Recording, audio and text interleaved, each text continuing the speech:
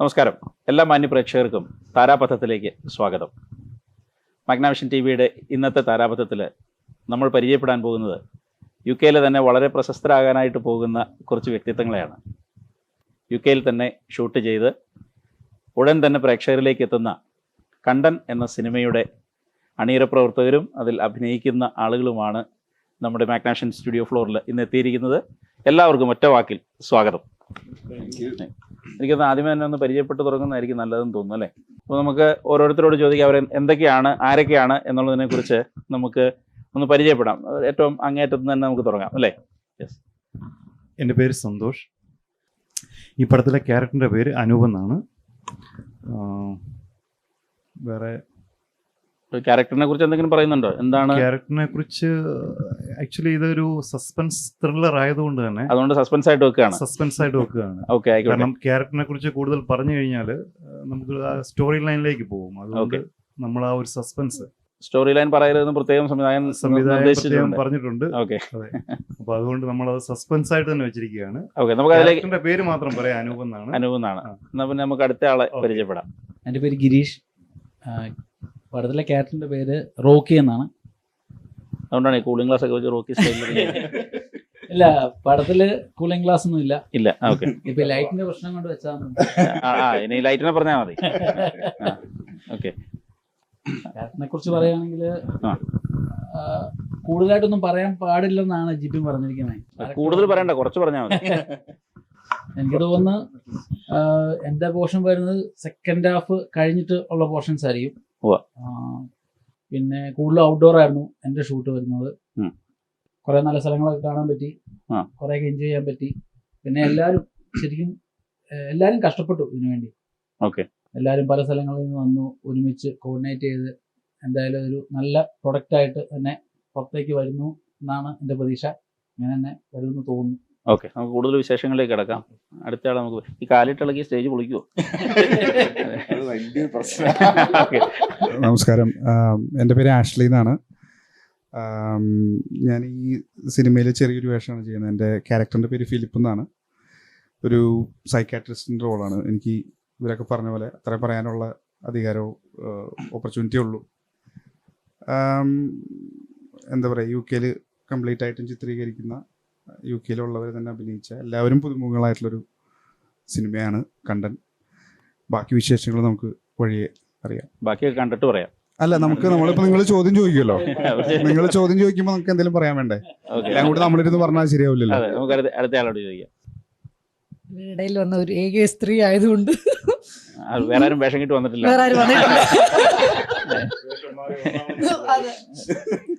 എൻ്റെ പേര് റജീന എന്നാണ്. ഞാൻ ബേസിക്കലി ഇവിടെ മാഞ്ചസ്റ്ററിലാണ് നേഴ്സായിരുന്നു. ഇതിനകത്ത് സോമി എന്ന് പറയുന്ന ഒരു നേഴ്സിന്റെ കഥാപാത്രം തന്നെയാണ് ഞാൻ ചെയ്യുന്നത്.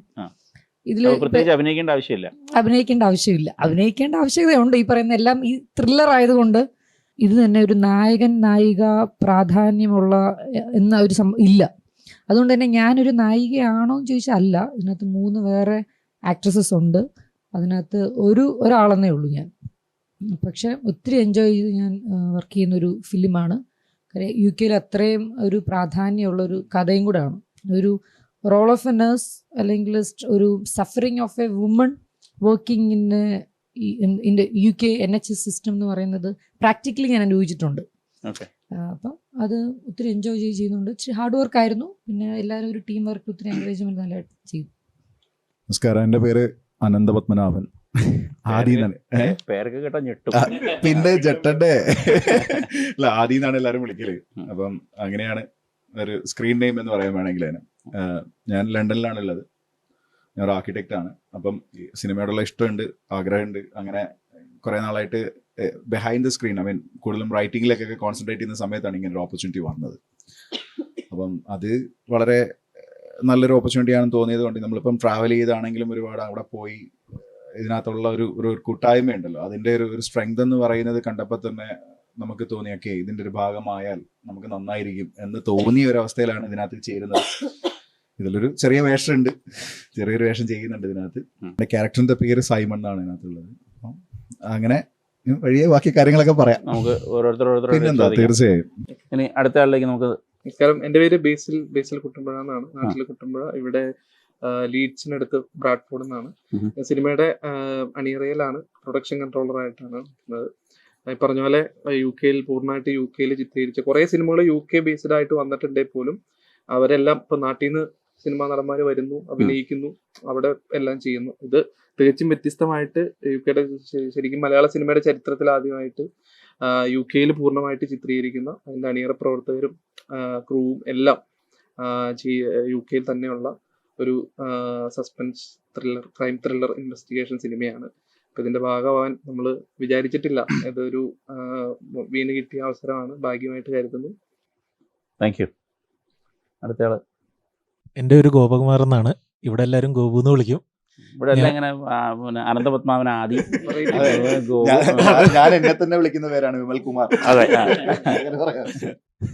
എന്നൊക്കെ ഞാൻ പഠിച്ചിട്ടുണ്ട്. ഞാൻ പ്രൊഡക്ഷൻ ടീമിലുള്ളതാ. സിനിമയുടെ അതിയായ മോഹം കൊണ്ട് പണ്ട് ആഗ്രഹിച്ചു വെച്ച കുറേ സ്വപ്നങ്ങളും കാര്യങ്ങളൊക്കെ മാറ്റിവെച്ച് കരിയറിലേക്ക് ഫോക്കസ് ചെയ്ത് യു കെയിലേക്ക് വന്നതാണ്. ജിബിനും അതുപോലെ സിനിമയിൽ ബാക്കി വർക്ക് ചെയ്ത ജ്യോതിഷ് അതുപോലത്തെ അവരൊക്കെ ഒരു സിനിമ ചെയ്യുന്നെന്ന് അറിഞ്ഞപ്പം അതിൻ്റെ ഭാഗമായിട്ട് ഒരവസരം അങ്ങോട്ട് ചെന്നു, കൂടിക്കോളാൻ പറഞ്ഞു.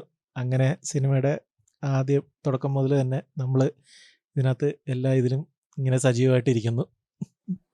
Thank you. എൻ്റെ പേര് ബൈജു. ഞാൻ ചുരുക്കപ്പേരൊന്നും ഇല്ലല്ലോ അല്ലേ? ബൈജു എന്നാണ് പേര്. ഞാൻ സ്റ്റോക്ക് കോൺട്രൻറ്റിൽ നിന്നാണ് വന്നത്. സിനിമയോട് വലിയ പാഷനായിരുന്നു. ചെറുപ്പം മുതൽ വലിയ ആഗ്രഹമായിരുന്നു അഭിനയിക്കാനായിട്ട്. ഞാൻ ചെറുപ്പം മുതൽ സ്കിറ്റെല്ലാം എഴുതുകയും പിന്നെ അതുപോലെ പള്ളികളിൽ ഒത്തിരി ഇടവ ദിനത്തിനൊക്കെ നാടകങ്ങൾ അവതരിപ്പിക്കുകയൊക്കെ ചെയ്തിട്ടുള്ളൊരു എഴുത്തുകാരൻ കൂടിയാണ്. എഴുത്തുകാരൻ ഞാൻ ചെറുപ്പത്തിൽ ഞാൻ ചെറു സ്കിറ്റെല്ലാം എഴുതുമായിരുന്നു. ഭയങ്കര എഴുത്തുകാരനാണ്. ഡയലോഗ് ഫുള്ള് 200 പേജിന്റെ നോട്ട്ബുക്കിൽ എഴുതി എന്നിട്ട് ഓരോ പഞ്ചായത്തിലും ഓരോ അങ്ങനെയല്ല.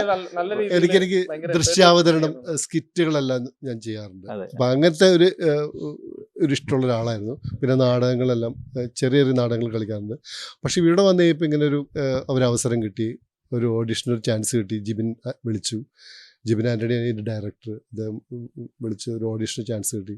അപ്പോൾ അങ്ങനെ കുറച്ച് വീഡിയോസ് എല്ലാം അയച്ചു തന്ന് അത് ചെയ്തപ്പോൾ അവർക്ക് ഇഷ്ടമായി. അങ്ങനെ അവർ ഡിസൈഡ് ചെയ്തു നമ്മളെന്ന് കാസ്റ്റ് ചെയ്യാൻ വേണ്ടിയിട്ട്. അപ്പോൾ ഞാൻ അത്ര പാഷനോട് കൂടി ഇതിനകത്ത് അറ്റൻഡ് ചെയ്തു. Thank you. നമുക്ക് ഒരാളും കൂടെ നമ്മുടെ ടീമിൽ വന്നിട്ടുണ്ട്, അദ്ദേഹത്തോട് പരിചയപ്പെടാം. എൻ്റെ പേര് ദീപക്. ഞാൻ ഇതിൻ്റെ ഡയറക്ഷൻ ടീമിലുള്ള ആളാണ്. അസോസിയേറ്റ് ഡയറക്ഷനിൽ ഒരാളായിട്ട് ഇതിനകത്ത് വർക്ക് ചെയ്യുന്നു. പിന്നെ ഞാൻ ഹരിപ്പാടാണ് എൻ്റെ നാട്.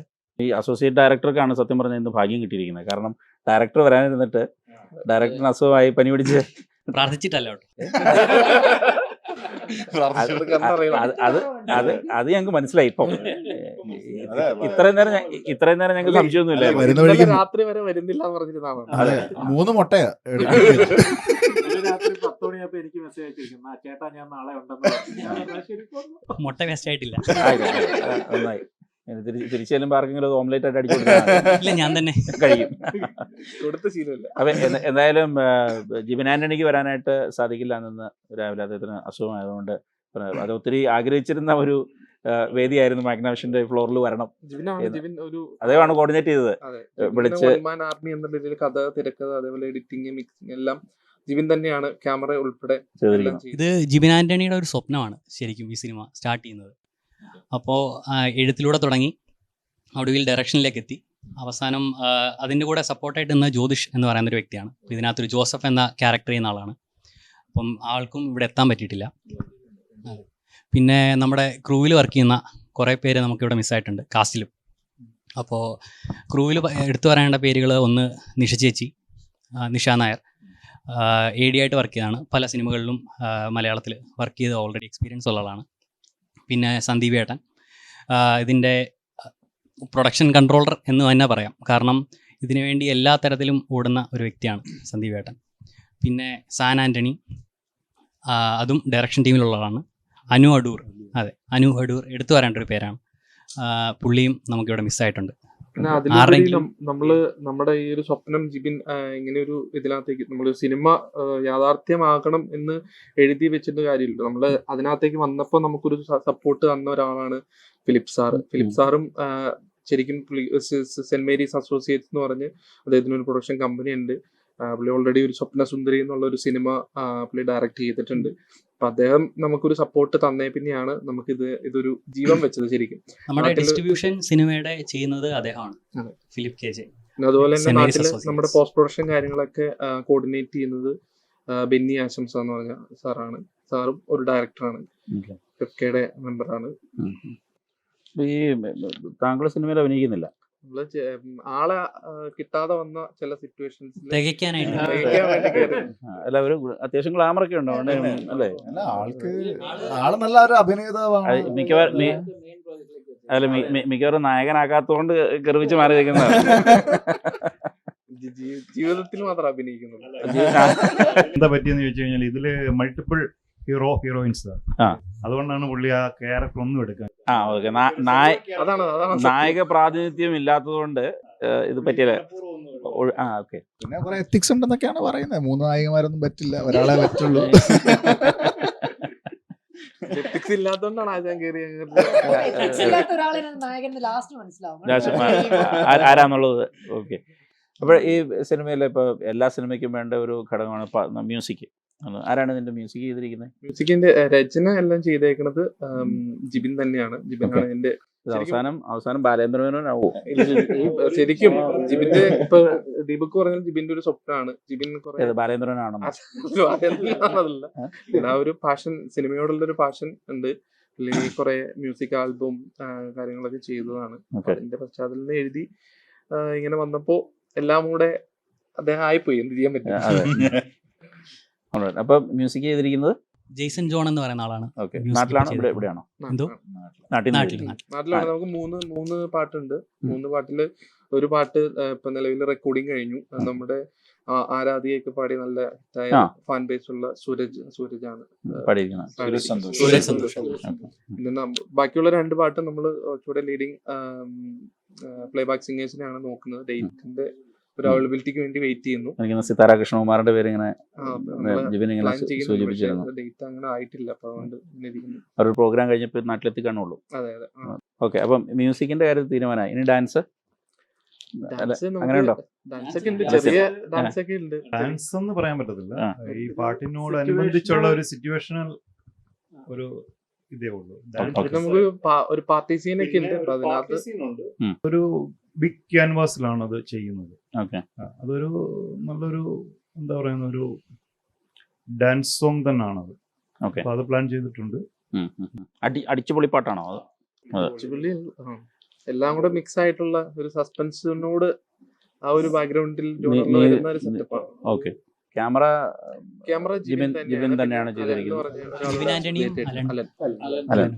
പിന്നെ കുറച്ചുകൂടെ നല്ല യുകെയുടെ ആ ഒരു പ്രകൃതി ഭംഗി കിട്ടുന്ന രീതിയിൽ കുറെ ഡ്രോൺ ഷോട്ടും ഒക്കെ വരുന്നുണ്ട്. ശരിക്കും ഒരു വിഷ്വൽ ട്രീറ്റ് തന്നെയായിരിക്കും സിനിമ.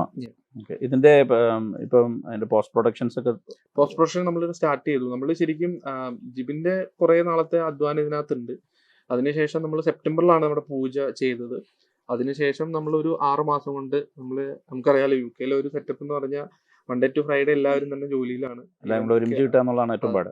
അപ്പൊ അത് പലരും ജോലി ഭയങ്കരമായിട്ട് സാക്രിഫൈസ് ചെയ്ത് എല്ലാവരും നമ്മൾ പല സ്ഥലത്തു നിന്നുള്ളതാ. മാഞ്ചസ്റ്റർ, ലണ്ടൻ, ഇതിൽ പലരും 4 മണിക്കൂർ 5 മണിക്കൂറൊക്കെ യാത്ര ചെയ്തിട്ട് വേണം നമുക്ക് ലൊക്കേഷനിലേക്ക് എത്താനായിട്ട്, ഒരു ദിവസം ഷൂട്ടിന് വേണ്ടി എത്താൻ. അപ്പൊ അത്രയും എല്ലാവരും ജോലിയും ഫാമിലിയും എല്ലാം സാക്രിഫൈസ് ചെയ്യും. അപ്പോഴും ചിലപ്പോൾ ക്ലൈമറ്റ് എല്ലാം കഴിഞ്ഞ് ചിലപ്പോൾ 1 സീനോ 2 സീനോ മാത്രമേ കാണത്തുള്ളൂ. ഇത്രയും ട്രാവൽ നമ്മൾ പോവുകയാണെങ്കിലും എല്ലാവർക്കും മൺഡേ അതാ എനിക്ക് മനസ്സിലായത്. നമ്മുടെ നാട്ടിലെ ഷൂട്ടിംഗ് ഇച്ചിരി ഈസിയാണ്. ഇവിടുത്തെ ഏറ്റവും വലിയ പ്രശ്നം ക്ലൈമറ്റ് ആണ്. ക്ലൈമറ്റ് എന്ന് പറഞ്ഞാൽ നമ്മൾ നോക്കി നിൽക്കുമ്പോൾ ലൈറ്റിംഗ് മാറും. ചിലപ്പോഴൊക്കെ ഔട്ട്ഡോർ ഡ്യൂട്ടി എടുത്ത് വന്നാലും ഈ യുകെയിൽ ഔട്ട്ഡോറിൽ ഏറ്റവും വലിയ പ്രശ്നം ക്ലൗഡ്സ്. ഐലൻഡ് ആണല്ലോ യുകെ, അതുകൊണ്ട് ഈ ക്ലൗഡ്സ് എപ്പോഴും ഇങ്ങനെ മൂവ് ചെയ്യുന്നതുകൊണ്ട് ഈ നമ്മൾ നോക്കി നിൽക്കുമ്പോൾ ലൈറ്റിംഗ് മാറും. ഔട്ട്ഡോർ ഷൂട്ടിന്റെ ഏറ്റവും വലിയൊരു പ്രശ്നമാണ്. കണ്ടിന്യൂറ്റി ഇപ്പം നമ്മൾ കേറുമ്പോൾ ഒരു സൺലൈറ്റ് ഉണ്ടായിരുന്നു, പക്ഷെ അതിന്റെ കണ്ടിന്യൂറ്റി ഇല്ലാതെ നമ്മൾ മാറ്റിയിട്ടുണ്ട്. അതിന് ഇവിടെയുള്ള സിനിമാറ്റോഗ്രാഫേഴ്സ് ചെയ്യുന്നത് they will put artificial light already. അവരെ ലൈറ്റ് കൊടുത്ത് ചെയ്യുള്ളൂ. കാരണം ഇപ്പം നല്ല സൺലൈറ്റ് കട്ട് ചെയ്തിട്ട് ആർട്ടിഫിഷ്യൽ ലൈറ്റ് കൊടുത്തിട്ടാണ് കൂടുതലും ചെയ്യുന്നത്.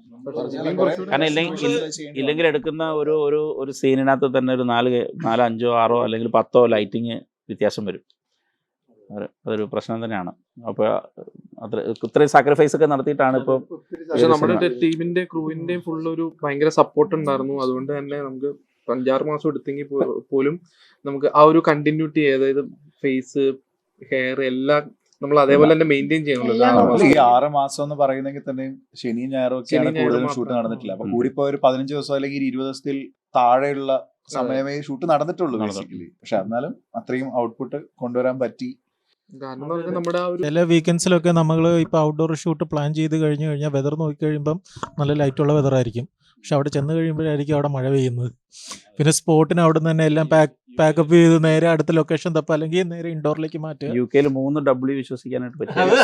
ഇതെല്ലാം വന്നപ്പോ തൊട്ടേ എല്ലാവരും പറയുന്നത് 3 4 3 ഞങ്ങൾ നാലാമത്തെ സ്വയം കണ്ടുപിടിച്ചതായിരിക്കും. വെതർ അല്ല, വെതർ, വർക്ക്, പിന്നെയുള്ള ഞാൻ പറയില്ല, അത് പറയാൻ പാടില്ല. നാലാമത്തെ എന്തുവായിരുന്നു? സ്വയം കണ്ടുപിടിച്ചതാണോ? അല്ല, വെൽത്ത് വേർഡോ? ഞാൻ ആദ്യം ആക്ച്വലി NHS വർക്ക് ചെയ്യാൻ കയറിയ സമയത്ത് ഞങ്ങളുടെ മാനേജർ ആരോ പറഞ്ഞ് പറ്റിച്ചതാ. അങ്ങനെയല്ലത്, ഇതിനെല്ലാം ഉപരി ഞാൻ തന്നെ കണ്ടുപിടിച്ച 3-4 ദിവസം. അതെ. ഞാൻ ഈ ഹാർഡ് വർക്കിന്റെ കാര്യം പറഞ്ഞപ്പോഴേ സർ, ഈ നമ്മൾ ഈ എത്ര എന്ന് പറഞ്ഞാലും അറിയാലോ, നമ്മളൊരു ജാക്കറ്റ് ഇല്ല നിന്ന് അഭിനയിച്ചു കഴിഞ്ഞ് വിറച്ചിട്ടായിരിക്കും. എങ്ങനെ കഴിഞ്ഞാലും പിറ്റേ ദിവസം പേടിച്ചിട്ടാണോ ക്യാമറ കണ്ടിട്ടാണോ? ആദ്യം അങ്ങനെ ആയിരുന്നു, പിന്നെ അതൊരു ശീലമായി. പിന്നെ അത് കഴിഞ്ഞ് ചിലപ്പോൾ ആർക്കെങ്കിലും ഒരാൾക്ക് പനിയായിരിക്കും. പിന്നെ ഈ ക്ലൈമറ്റ് കൊണ്ട് എനിക്ക് മനസ്സിലായി. പിന്നെ എല്ലാവരുടെയും ഒരാളിപ്പം ഞാൻ ആദ്യ സമയങ്ങളിലൊക്കെ മറ്റുള്ളവരൊക്കെ നോക്കി ഒരു മോട്ടിവേഷൻ എടുത്തു. ജിബിനെ കണ്ടാൽ എന്തായാലും മോട്ടിവേഷൻ ആവും. അപ്പം എൻ്റെ പാർട്ടിൽ ഞാനത് ആദ്യ സമയങ്ങളൊക്കെ ഒത്തിരി സ്ട്രഗിൾ ചെയ്തു. ട്രാവൽ ചെയ്ത് നമ്മളവിടെ പോകുന്നു, ഒരു സീൻ മാത്രമാണ്, പിന്നെ സാറ്റർഡേ മാത്രമേ ഉള്ളൂ. അപ്പോൾ നമ്മുടെ നാട്ടിലുള്ളത് പോലെ അല്ല, UK അത്രയും സ്ട്രഗിൾ ചെയ്തിട്ടാണ് ഇതൊരു കംപ്ലീറ്റ് ചെയ്തേക്കുന്നത്. ഇങ്ങനെയൊക്കെ ഒരു കൂട്ടായിട്ടുള്ള ഒരു പ്രവർത്തനം നടക്കുമ്പോഴാണ് ഏറ്റവും കൂടുതൽ തമാശകളും കാര്യങ്ങളും ഉണ്ടാകാറ്. മീൻസ് രസകരമായ സംഭവങ്ങൾ ഒത്തിരി ഇങ്ങനെ ഒരു കൂട്ടായ്മയായിട്ട് വർക്ക് ചെയ്യുന്ന സ്ഥലത്തൊക്കെ ഉണ്ടാകാറുണ്ട്. അപ്പോൾ നിങ്ങളുടെയൊക്കെ അതിനെക്കുറിച്ചുള്ള ഒരു അനുഭവം പങ്കുവയ്ക്കാവോ? എന്തെങ്കിലുമൊക്കെ രസകരമായിട്ട് നടന്ന സംഭവങ്ങളും. ഇവിടുത്തെ മെയിൻ കഥാപാത്രങ്ങൾ അതെ ഇവരുണ്ട്. നമ്മൾ ഈ സിനിമ തുടങ്ങുന്നതിന് മുമ്പ് നമ്മൾ എത്രമാത്രം നമ്മുടെ ലൈഫും ഒക്കെ ആയിട്ട് നമ്മൾ ഒതുങ്ങിയാണോ ജീവിച്ചിരുന്നത്, അതിനപ്പുറം ഈ സിനിമയിലേക്ക് വന്നതിന് ശേഷമുള്ള ഒരു എക്സ്പോഷർ ഉണ്ട്. നമുക്ക് ഇവരെ കാണുമ്പോൾ, ക്രൂ മെമ്പേഴ്സിനെ കാണുമ്പോൾ, അല്ലെങ്കിൽ ഒരു ഷൂട്ടിന് വരുമ്പോൾ, ഈവൻ ഷൂട്ടിന് വന്നു കഴിഞ്ഞിട്ട് അന്നൊരു ഷൂട്ട് നടന്നില്ലെങ്കിൽ പോലും നമുക്ക് മനസ്സിലൊരു സന്തോഷമുണ്ട്. ഞാൻ ഏകദേശം ഒരു 400 ഒരു മിനിറ്റ്, ഷൂട്ട് നടന്നില്ലെങ്കിൽ ഭയങ്കര സന്തോഷം. അതിന്റെ സന്തോഷം എന്ന് വെച്ചിട്ടുണ്ടെങ്കിൽ നമുക്ക് ഇതിനകത്ത് പങ്കെടുക്കാൻ വേണ്ടിയിട്ട് അവിടുന്ന് വരുന്നു. പ്രത്യേകിച്ച് എൻ്റെ കുറിച്ച് ഒത്തിരി ഡ്രൈവ് ചെയ്തിട്ടാണ് വന്നത്. അപ്പോൾ അത് എന്ന് പറയുമ്പോൾ ഒരു എയിം ഉണ്ട്, നമ്മൾ എന്തിനാണ് ഡ്രൈവ് ചെയ്യണമെന്നുള്ളത്. ഒരു ഫിലിം ഷൂട്ട് ചെയ്യാൻ വേണ്ടി, അഭിനയിക്കാൻ വേണ്ടിയിട്ടാണ് നമ്മൾ വന്നത്. ഇവിടെ വന്നു കഴിയുമ്പോഴായിരിക്കും നമ്മൾ അറിയണത് ഇന്ന് നമുക്ക് ലൊക്കേഷൻ ശരിയായിട്ടില്ല, നമ്മൾ ഇന്ന സ്ഥലത്തേക്ക് മാറ്റി, അവിടുന്ന് അഡ്രസ്സ് അങ്ങോട്ട് മാറ്റി. അന്നേരം നമുക്ക് പോസ്കോഡ് വരും, പിന്നെ അങ്ങോട്ട് പോകും. അവിടെ ചെന്ന് കഴിയുമ്പോൾ ചിലപ്പോൾ ഒരു ക്യാരക്ടർ ചിലപ്പോൾ എത്താൻ വൈകിട്ടുണ്ടാവും. ഇങ്ങനെയുള്ള പല പ്രശ്നങ്ങളിലും നേരിട്ടിട്ട് ഇത് അതിജീവിച്ച് തന്നെയാണ് നമ്മളിത് മുന്നോട്ട് പോയത്. ഇവിടെയൊക്കെ നമ്മളൊരു സന്തോഷം കണ്ടെത്തിയിട്ടുണ്ട്. എന്നെ സംബന്ധിച്ചിടത്തോളം ബേസിക്കലി ഞാൻ ശരിക്കും അതിനകത്ത് ഒരു സിനിമ ഒരു പാഷനും കൂടി ആയതുകൊണ്ട് പേരിൽ ഞാൻ സന്തോഷം കണ്ടെത്തിയിട്ടുണ്ട്. അതുകൊണ്ട് ഞാൻ പറയും ഇതൊരു നല്ലൊരു കൂട്ടായ്മയായിരുന്നു. ഈ പടം, ഈ സിനിമ, അങ്ങനെ തന്നെ പറയാം, ഈ സിനിമ നല്ലതായി വരുമെന്നാണ്. കൂട്ടായ്മയുടെ കാര്യം പറഞ്ഞപ്പോൾ ഒരു കാര്യം പ്രത്യേകം പറയാതിരിക്കാൻ പറ്റില്ല. കാരണം നമ്മൾ കൂടുതലും ഷൂട്ട് ചെയ്തത് മിഡിൽസ്ബ്രോ, നോർത്തിലേറ്റം സ്ഥലങ്ങളൊക്കെയാണ്. അപ്പോൾ അവിടെയുള്ള നമ്മുടെ മലയാളി സുഹൃത്തുക്കൾ, അതുപോലെ തന്നെ നമുക്ക് ഓൾ ഓവർ UK നമ്മൾ ഓരോ ലൊക്കേഷൻ നോക്കുമ്പോഴും അല്ലെങ്കിൽ ഒരു സാധനം, ഒരു എക്യുപ്മെന്റ് നോക്കുമ്പോഴൊക്കെ നമ്മുടെ മലയാളി സമൂഹം നമ്മൾ വളരെ അധികം പിന്തുണച്ചിട്ടുണ്ട് ഭയങ്കരമായിട്ട്.